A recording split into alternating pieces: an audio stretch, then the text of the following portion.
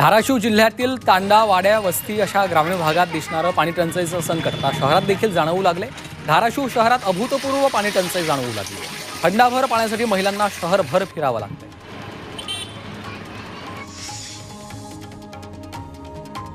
गोंदिया जिल्ह्यातील पालेवाडामध्ये भीषण पाणी टंचाई निर्माण झाली आहे। पाण्यासाठी महिलांची शेतशिवारामध्ये भटकंती सुरू आहे। गावात 95 लाख रुपये खर्च करून केलेली जलजीवन मिशन योजना निष्फळ ठरली आहे। गावात घरोघरी नळ कनेक्शन लावण्यात आलेत, मात्र जिल्हा परिषदेने ज्या ठिकाणी पाण्याच्या मुख्य स्रोतासाठी विहीर खोदली ती जागा चुकीची निवडल्याने तिथलं पाणी आटलंय।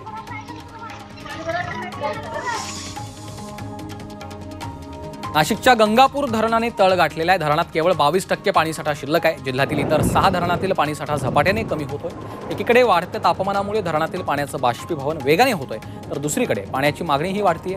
अशातच पाऊस वेळेत न आल्यास नाशिकवर पाणी टंचाईचं संकट ओढावणे। अमृत नोनी गॅस्ट्रिन, अपचन, ऍसिडिटी, गॅस्ट्रबल ह्यापैकी तुम्हाला कुठलाही गॅस्ट्रिक प्रॉब्लेम झाला, उपाय एकच, अमृत नोनी गॅस्ट्रिन।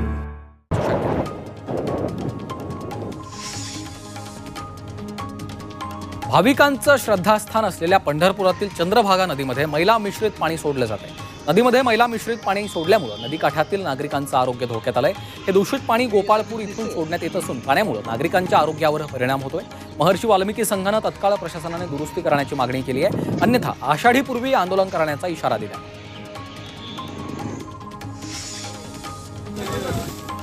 जळगावात मंत्री गिरीश महाजन यांनी नुकसानग्रस्त शेतांची बांधावर जाऊन पाहणी केली।